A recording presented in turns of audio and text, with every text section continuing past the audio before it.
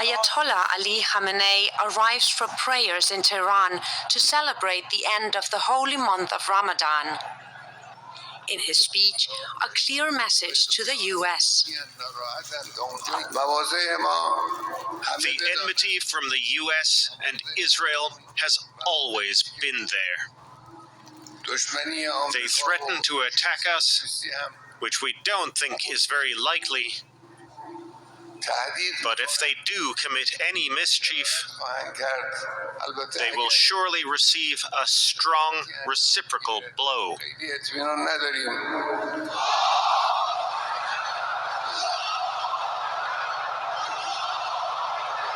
It was Iran's supreme leader's response to U.S. President Donald Trump's demands for a new nuclear deal between the two countries. Trump recently repeated his threat that Iran would be bombed if it does not accept his offer for talks. He has also threatened to impose new economic penalties on the country.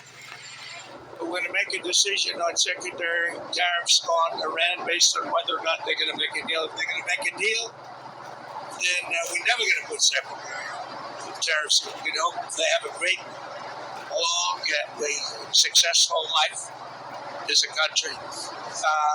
But we'll see what happens. And the reality is the Russian, Iranian, North Korean triangle is getting much stronger. The Iranians and the North Koreans have been cooperating on ballistic missiles and potentially nuclear technicians for about 15 years. And the RGC has said they want to strengthen ties with Pyongyang, and Russia has a comprehensive strategic partnership now with Iran that was renewed for another 20 years. That will also deepen military cooperation, especially conventional military cooperation, like the Iranian Air Force and potentially Iranian air defenses. So Iran may be isolated from the West, but it does have other options with potent military technologies that maybe the Iranians don't already have. But he's not asking Iran to begin talks, he's threatening them. Let me quote what he said last week. If they don't make a deal, there will be bombing. It will be bombing the likes of which they have never seen before. So Trump is threatening to bomb Iran. And it's not just empty talk. The US has moved B-2 bomber planes.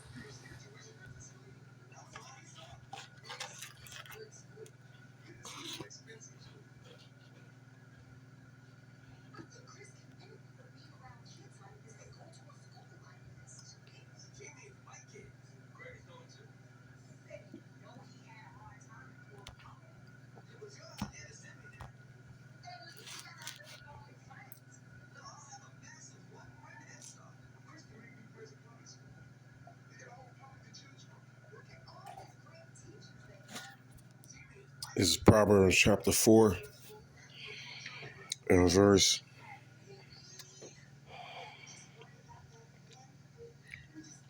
18. You see, Proverbs chapter 4 and verse 17. This is a proud demon devil, a proud, prideful, evil, wicked man. You see? Man, the Heavenly Father, he about to bring darkness and heaviness and evilness and wickedness upon Babylon. You see? Daughter of Babylon that never been touched, that will be destroyed by thermal nuclear destruction. You dig? You know what I mean? You see? Yes. Get prepared for the darkness. You see, these heathen devils, these heathens, these brute beasts, your devil daddy, these vipers, these cobras, these pythons, they don't have the slightest idea.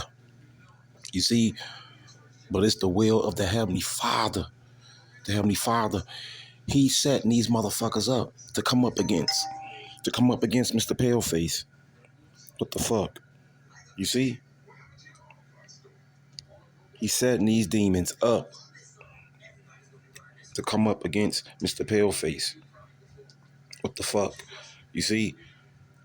And your devil daddy, he's a proud man. Guess what? Can't fuck with Iran. You understand? You see, Iran got hypersonic ICBM missiles. You threatening them, talking about a nuclear deal. You see, what the fuck you think an ICBM missile is? America ain't got no shit like that. You see, Yeah, they got nukes. They got ICBMs. Yeah, America got ICBM missiles. Yes, I'm talking about ICBM hypersonic missiles.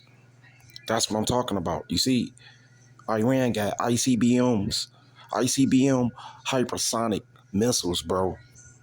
Where the fuck they get them from? The Medes, which is the Russians. You see, the Chinese, North Korea.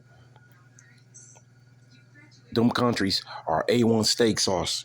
You see, how the fuck the mother of harlots gonna fuck with Iran? I don't think so, man. You understand? You see, they go back way back, ancient days, Persian Mede. They been on deck. They ancient. You know, you dig? You know what I mean? You see, they been on deck. They been fighting. Did you see that? Believe that? You see, America only what, 200 plus years? 200 plus years old? You see, Iran go way back, thousands of years, man. You see, the Persian Mede Empire. You know, you dig? You know what I mean? You see? These devils in trouble, man. These honkies, these Peckerwoods, proud ass red Hebrew Edomites, so-called white people. You see? They in trouble, man. Hey, but the Heavenly Father, he's setting up your devil daddy, Mr. Paleface. You see? This is the book of Proverbs, chapter 4 and verse 17. You know, you dig? You know what I mean? You see? They about to fall, man. They about to fall. I mean, tremendously, man. Enormously, abundantly. The mother of harlots. Modern day Sodom and Gomorrah. That great whore. Babylon the Great. This evil, wicked, filthy, disgusting, demonic ass place. You see? The mother of harlots. Sodom of Egypt. Daughter of Babylon that never been touched. That will be destroyed by thermonuclear destruction. What the fuck? You see? That's what's coming, motherfucker. Are you paying attention what this bitch is talking about? You see? This Iranian, Afghanistan, East Indian, Pakistan ass bitch. You see? Because these Iranian, Afghanistan bitches, you see? Right here, what you see on the screen, these bitches gonna be concubines and handmaids at the kingdom of Yasharallah. You see something the so-called black woman, she don't want to see come to pass. That's why your bitch ass love wickedness and evilness. You see? And evilness and wickedness. Because this filthy, nasty ass place give the so-called black woman power over the men of her nation. You see? This evil, wicked, filthy, disgusting ass place give the so-called black woman power over the men of her nation. You see? That's why she working hand in hand with the devil. Esau, Edom, Mount Seir, the devil the Bible speaks of. You see, working hand in hand with your devil daddy, your slave master, your oppressor. You see, the so-called black woman, the funk box, bloody, funky, stinking pussy, weave head, witchy poo ass nigga woman. You see, with your funky pussy. These funk box, funky, stinking pussy ass, pants wearing ass nigga women bitches. You see, fuck you, bitch. Fuck you. We prophesying the downfall of Babylon the Great. Believe that shit. You see, we want to see the death and terror and destruction upon this filthy, nasty, disgusting ass place. You see, this place will be destroyed, man. The mother of harlots, man. Nothing but used up pussy. Aren't you niggas tired of this shit? You see, getting flexed on, getting stunted on.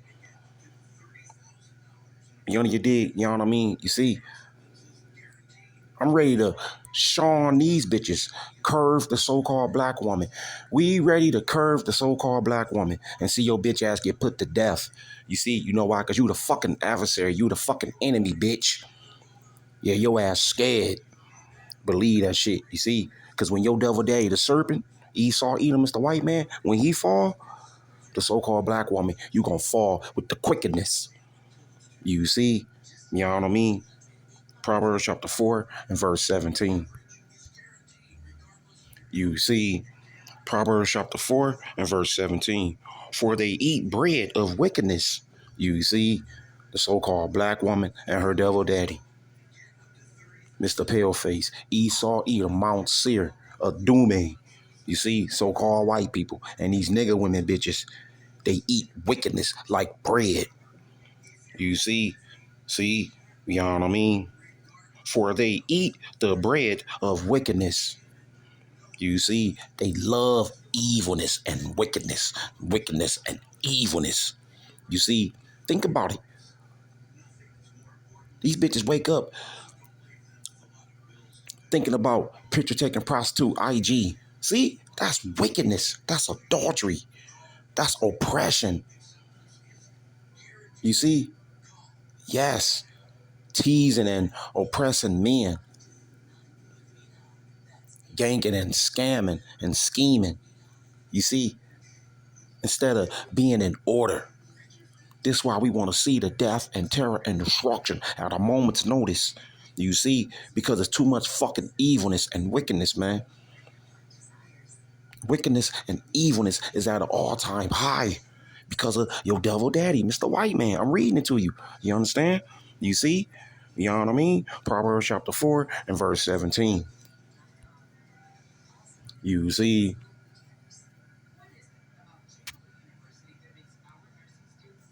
Proverbs chapter 4 and verse 17. For they eat the bread of wickedness. This how these crackers, these hunkies, so-called white people, this how they think. You see? You know what I mean? And his bed wench, the so-called black woman. Did you see that shit? You see? And drink the wine of violence. See? That's what's coming, motherfucker.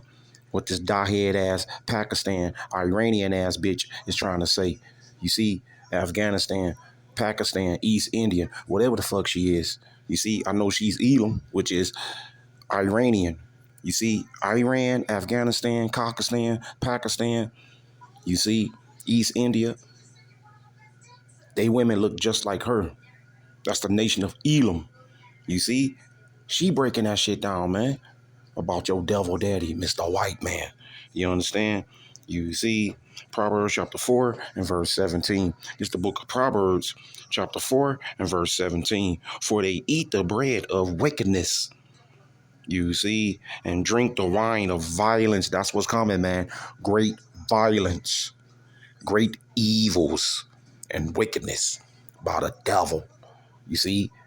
Bitch, this what the Heavenly Father telling King Solomon. He gonna use your devil daddy to bring what? Violence, motherfucker. You see? But the path of the just is as the shining light. What the fuck? You see? Who represent the just? We gonna live by faith. Let's get that. Then I'll come back to Proverbs chapter 4. You see? Who represent the just? The men of the faith that you motherfuckers hate. You see? You know what I mean? Yeah, because we gonna live by faith. You see? You know what I mean? Unlike you dumbass, dick-sucking ass, sellout ass, coon ass Babylonians, you wicked ass Egyptians, especially so-called black woman. You see? Your bitch ass evil and wicked to the highest max degree. You only you dig? You know what I mean? You see? This is the book of Habakkuk, chapter 2 and verse 4. You see? Habakkuk 2 and verse 4. Behold, his soul which is lift up is not upright in him. See? Who is he talking about, man? Your devil daddy, Mr. Paleface.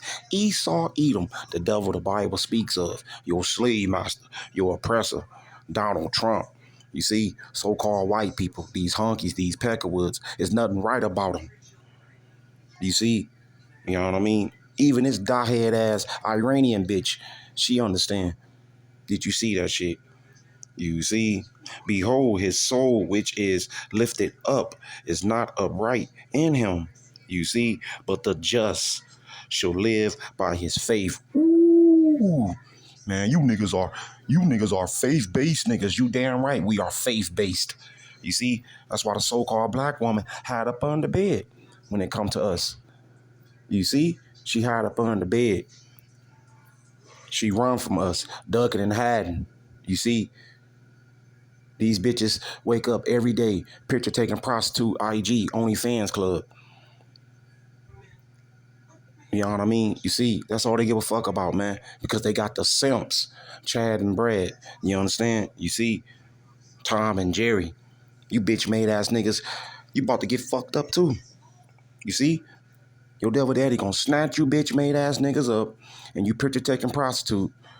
IG OnlyFans Club. You see, he gonna snatch your bitch ass up, nigga woman. You bitches, you hoes, and your bitch ass gonna go over there and fight pertaining to this war right here, what you see on the screen. Get prepared, bitch, for World War III. You see? That's right, man. We gonna live by faith. Woo. You see? You know what I mean? Let's go back to the book of Proverbs chapter 4, right? You see? Proverbs chapter 4 and verse 17. This is the book of Proverbs chapter 4 and verse 18. You see? Proverbs chapter 4 and verse 18. But the path of the just is as the shining light. You see? That shineth more and more unto the perfect day. What is that perfect day? The kingdom of Yasharallah. That's going to be established at a moment's notice. You see? See? This great, great, great gospel tearing down Esau, Edom, Queendom. And these bitches, they can't take it. They losing it, man. They bugging out. You see? By the minute, by the second, by the day, by the hour, man, this place collapsing, man. You understand? You know what I mean? You see? The way of the wicked is as darkness. Didn't I say that? That's the key. That's the point. You see? The Heavenly Father about to bring darkness, man. We talking about an EMP, a blackout, a great purge full of evilness and wickedness. This is what he talking about, you stupid motherfucker. It happened in ancient Egypt, you dick suckers. You see? You know what I mean? The way of the wicked is as darkness. You see? So expect that, you stupid motherfucker. You see? When the lights go out, a blackout, a black swan event, without a doubt. You see? The darkness is coming, man. These hoes gonna be petrified, terrified. You and your devil daddy. These vipers, these cobras, these pythons, these serpents, the red Hebrew Edomites. You see? See? Because they ain't never suffered. And it's gonna take the darkness. This is what King Solomon is saying. Since you love evilness and wickedness. You see?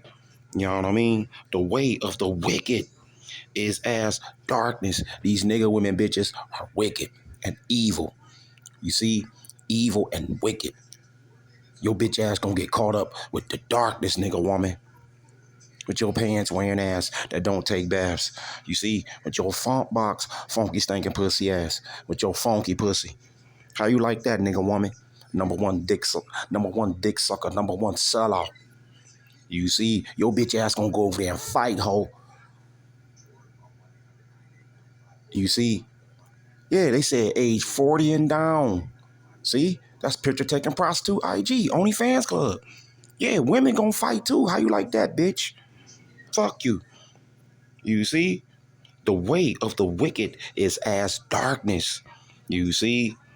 They know not at what they stumble. Ooh, see? And the Heavenly Father creating a whole bunch of stumbling blocks to catch your ass off guard. You see? These honkies, these peckerwoods, and dick-sucking ass, sellout, coon ass niggas. You see? So expect that, man. Believe that, man. Get prepared for the darkness and wickedness and evilness. You see? To Diego Garcia. Take a look at these satellite pictures. You can see at least 6 B-2 bombers. These can carry the heaviest American bombs and nukes. Weapons that can strike targets deep underground. Targets like Iranian nuclear sites. And now look at the location. Diego Garcia is a joint US-UK base in the Indian Ocean. It's around 3,900 kilometers from Iran. Trump is also moving warships to this region. One aircraft carrier is already in West Asia. That's the USS Harry S. Truman. Now, Trump is sending a second carrier, the USS Carl Vinson. That's a lot of air and maritime power near Iran. So clearly, Donald Trump is sending a message. Come to the talking table or prepare for the worst. And how is Iran responding? Their supreme leader gave a speech on Monday. He vowed to hit back in kind. Bombers stationed at Diego Garcia and warships converging on West Asia. Washington is flexing its military muscle. Tehran vows retaliation, setting the stage for a dangerous showdown in an already volatile region. But it appears that there's been quite a major buildup of American forces in the region targeting or potentially targeting the Houthis and possibly even Iran. Tell us about it. Well, thanks for having me. It looks like Donald Trump means business with regard to the Iranian nuclear program.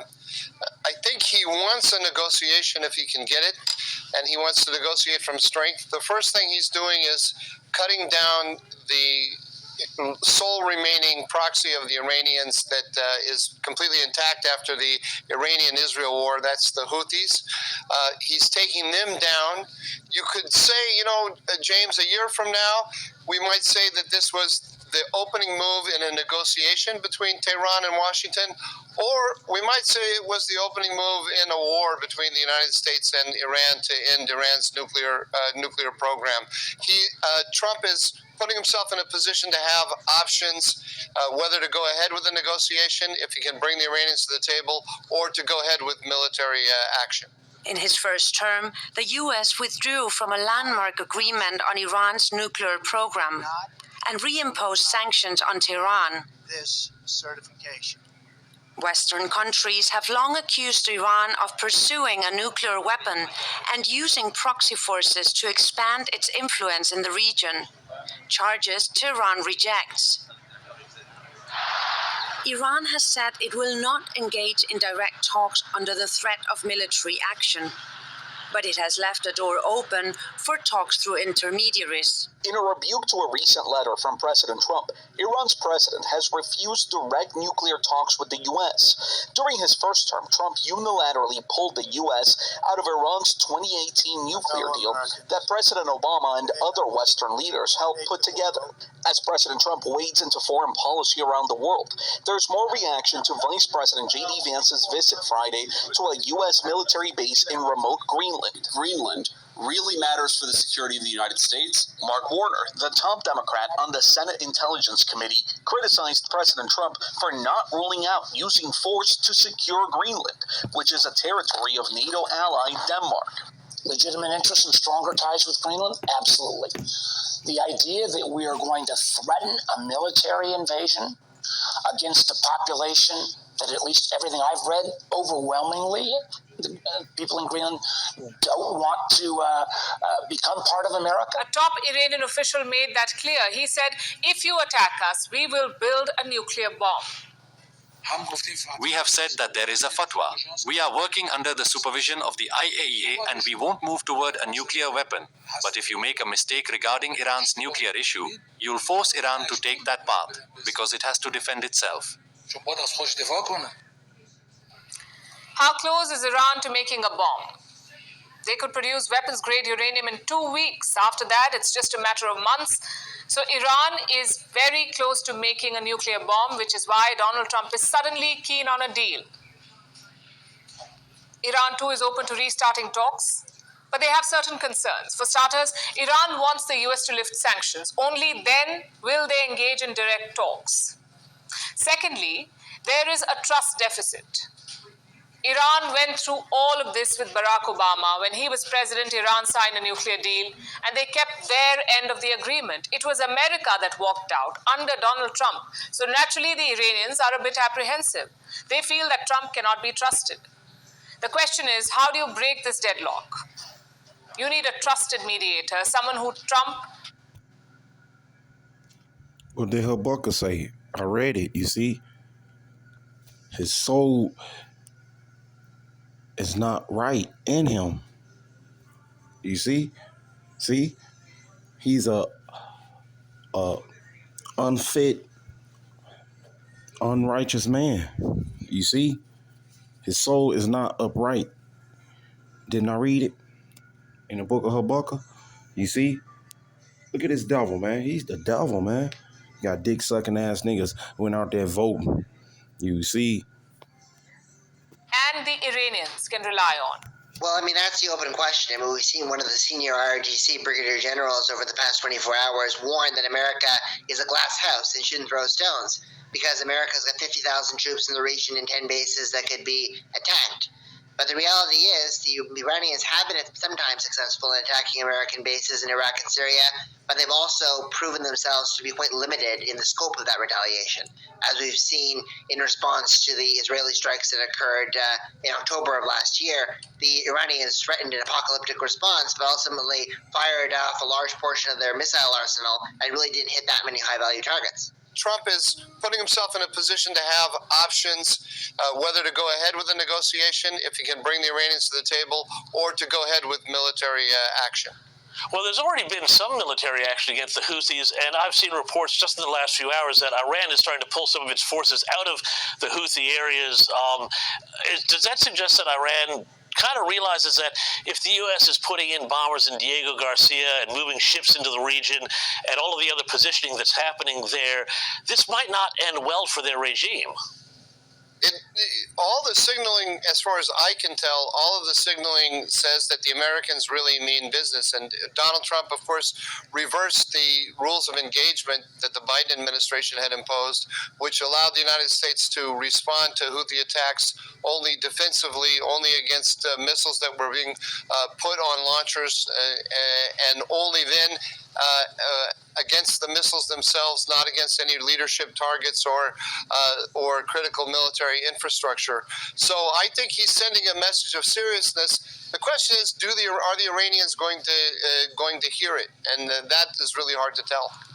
Well, tell me, too, about the island of Diego Garcia and some of the positioning that's been done there. Bombers, strategic bombers, and as Trump might say, like you've never seen before on those islands here. Well, I had talks with senior Israeli officials recently, and they told me something very interesting, which is that they believe that Donald Trump shares their strategic goal, that is to eliminate the Iranian nuclear program, also the Iranian threat, ballistic missile and proxy threat around the region.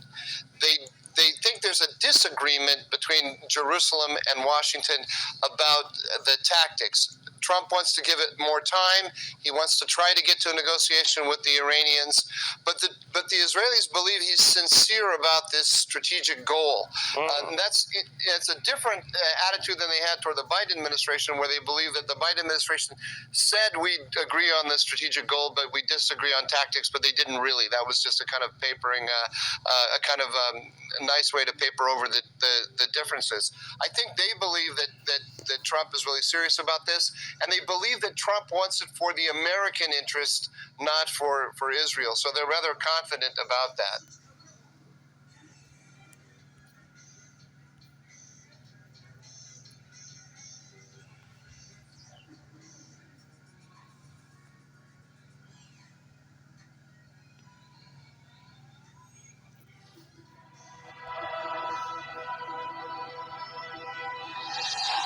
Now we want to get you details on another big international headline. A partnership is growing between an axis of powers which see the US and other Western allies as an enemy. We're talking about China, Russia, Iran, and North Korea, a loose alliance known as CRANK. They've become much closer during the ongoing war in Ukraine. The president said direct talks between the U.S. and Iran about Iran's nuclear program will begin on Saturday. President Trump cautioned Iran will be in, quote, great danger if talks to stop its nuclear program are unsuccessful. Getting to be very dangerous territory, and hopefully those talks will be successful, and I think it would be in Iran's best interest if they are successful. Netanyahu says he is working with the U.S. on another deal to secure the release of more hostages. Gaza's health ministry says Israel's military has killed over 50,000 Palestinians. But that's very unlikely to be seen in Iran. All the experts, and including news reports coming out of Iran, is that's very unlikely that Iran would dismantle their nuclear program. Experts have said that they're pretty much ready to use nuclear energy for a nuclear bomb. And they've already kind of held that. It's almost like not turning on the keys, not manufacturing one, or if they do, it's deep in the bunkers. There's been a military buildup in the region, especially on this island called Diego Garcia, that many people have never heard about but are hearing recently since the attacks on the Houthis by the U.S. Diego Garcia is in the Indian Ocean, and we have the U.S. does B-2 bombers there. They've satellite imagery have counted about 6. There are THAAD battery missiles in Israel, defensive missile program to keep missiles from flying into Iran. So all these movements happening in case. A recent article in the Wall Street Journal explores this deepening military and economic tie between the four nations. And one of the authors of that piece, Korea Bureau Chief Timothy Martin, joins us now from Seoul with more. Good morning to you, Tim. CRINK might be a new term for many of our viewers, but help us understand why it's important, especially now. CRINK might have a funny ring to it, but I guarantee you, to U.S. and Western officials, this is no laughing matter. Short for China, Russia, Iran, and North Korea, these are 4 of the most sanctioned countries that have ever existed. And what we've seen after the Ukraine war is increasing partnership, collaboration, collusion, and they're figuring out ways how to get around sanctions, to cooperate, work with one another in ways that the U.S. and the West cannot touch. President Trump threatened new tariffs on China Monday, even as Wall Street continues to slide. The development comes as Israel's prime minister becomes the first foreign leader to visit the White House since the president announced reciprocal tariffs. The meeting came as the volatility on Wall Street continues, but President Trump is doubling down on his trade policy, saying on social media that if China does not withdraw its 34% retaliatory tariffs by tomorrow, the U.S. will impose 50% additional tariffs on China. We've been ripped off and taken advantage of by many countries over the years, and can't do it anymore. Investment bank Goldman Sachs issued a new forecast saying a recession has become more likely, even if Trump reverses course. Lawmakers are also sounding the alarm on the potential impact of tariffs as they explore bipartisan ways to reassert congressional control over trade policy.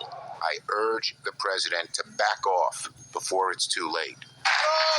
President Trump, who hosted the World Series champion LA Dodgers Monday, says he spoke with Japan's prime minister ahead of reciprocal tariffs taking effect Wednesday. White House officials say more than 50 countries have reached out to the president to try to negotiate his sweeping tariff policy. And of course, we also discussed Iran. Look, we're both united in the goal that Iran does not ever get nuclear weapons.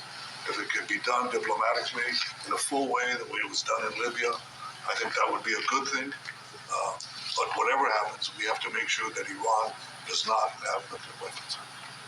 That's the end of my speech. Mr. President, we're having direct talks with. Wait. We're having direct talks with Iran, and they've started. It'll go on Saturday. We have a very big meeting, and we'll see what can happen. And I think everybody agrees that doing a deal would be preferable to doing the obvious. And the obvious is not something that I want to be involved with, or frankly, that Israel wants to be involved with if they can avoid it. So we're going to see if we can avoid it. But it's getting to be very dangerous territory. And hopefully those talks will be successful. And I think it would be in Iran's best interest if they are successful. We hope that's going to happen. But one other thing on the agenda will be the topic of Iran. President Trump says Iran needs to negotiate on the issue of its nuclear program or risk being bombed. President Trump going so far as to write to Iran's supreme leader, Ayatollah Khamenei, about the issue. Now, Iran has rejected that and has gone a step further, warning some other countries in the region that if they are involved in any mission by the United States to bomb the country, they will face the consequences. So, for example, example, if they were to allow US fighter jets and bombers to use military bases in their countries, they will be seen as undertaking and carrying out an act of hostility against Iran. One of the real issues here, and one of the things to keep an eye on, will be the behaviour of Israel, with many suggesting that Benjamin Netanyahu may go it alone if he sees or thinks that there is not enough progress being made on any negotiations between Iran and the United States on that nuclear mission. And we know that in recent days we've seen reports the United States has been trying to bolster Israel's air defences, moving anti-missile systems into the country here just in case there's any retaliation from countries such as Iran. We heard from Prime Minister Netanyahu that said that he and Steve Witkoff, Trump's assigned special envoy in the Middle East, are working on another hostage deal to get that done. They talked about neighboring countries that would accept Palestinians should they choose to go there. But you're right in that President Trump did not say if he would remove the tariffs. I see it as an indication that he wants to see where this hostage deal goes first. But Netanyahu certainly is making that first step by saying they are, quote, eliminating outright the trade deficit between the U.S. and Israel. Aaron, what did the president say about the military budget as he and Elon Musk's Department of Government Efficiency work to cut down on federal costs? And what did the defense secretary say about the situation with the Houthi rebels in Yemen? Yeah, primarily when it comes to the Houthis, Secretary Hegseth said that they would not stop, that they would be relentless, and wanted to send a message to Iran to no longer remotely support the Houthis. So that's what I heard from that. Okay, yes, and we did hear the president talk about increasing the defense budget of our military. Aaron, stay with us if you can, because I want to bring in Courtney Keeley right now. Courtney is a Middle Eastern reporter and expert for us for CBS News. So basically, man, these heathens scared, you see, because what's about to happen? These goddamn tariffs, this trade war, will bring world war. You see, because we talking about hundreds of countries, man. They ain't seeing eye to eye with your devil daddy, Mr. White Man. You understand? You see? You know what I mean? Let's close out, man. You see? Let's close out, man.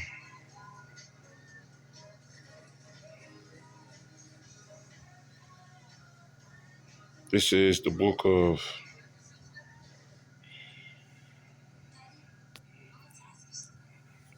I think it's Isaiah. Let's go there. You see? Man, we look forward to the death and terror and destruction, man. You understand? You on your dig? You know what I mean? Absolutely, man. You see? The sooner the better, man. We get the fuck up out this place. You see? This place is wicked, man, and evil, man. You on your dig? You know what I mean?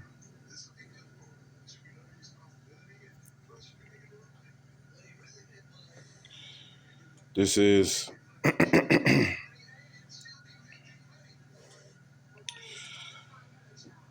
what I say, Isaiah. You see?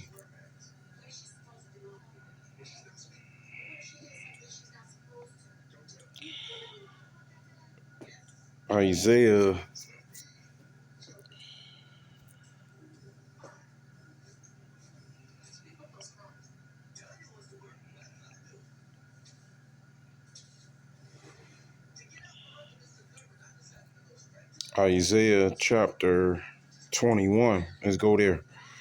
You see, Isaiah 21 and verse 7. You see, Isaiah 21 and verse 7. It's the book of Isaiah chapter 21 and verse 7. And he saw a chariot with a couple of horsemen. Ooh. You see, Isaiah, he witnessed and seen the chariots, man. That's talking about the Father, the the Heavenly Father flying birds. You understand? See? You know what I mean? They about to invade this motherfucker, man. They about to take Esau Edom out of power. Your devil daddy, Mr. White Man. This what he talking about. You understand? You see? The Heavenly Father, he revealed to our forefather Isaiah the UAPs. That's what Esau Edom call them, right? You know what I mean? You dig? You see Isaiah 21 and verse 7. And he saw a chariot with a couple of horsemen. You see? A chariot of asses and a chariot of camels. And he hearkened diligently with much heed. You see? That's not talking about, a chariot with horses, man. That's pulling and dragging your ass. You understand? You see? No. It's symbolic, man. He's speaking in a dark saying. You see? That's talking about the Heavenly Father horses, bro, which is his whirlwinds, his flying wheels, his flying birds. You see? That's what's coming, man. To take this fucking demon devil out of power. Your devil daddy, Mr. White Man. You see? Like to say, call Elohim La, Yahweh Bashem, Yahushai. Call Elohim La, Yahweh Bashem, Yahushai. All praise, Mashiach, Yahushai. Call Elohim La, Yahweh Bashem, Yahushai. Kwam Yasharallah, Prince of Power. Yeah, Jerusalem, we up. Yeah, Jerusalem, we up. Call Elohim La, Yahweh Bashem, Yahushai. All praise, Mashiach, Yahushai. Call Elohim La, Yahweh Bashem, Yahushai.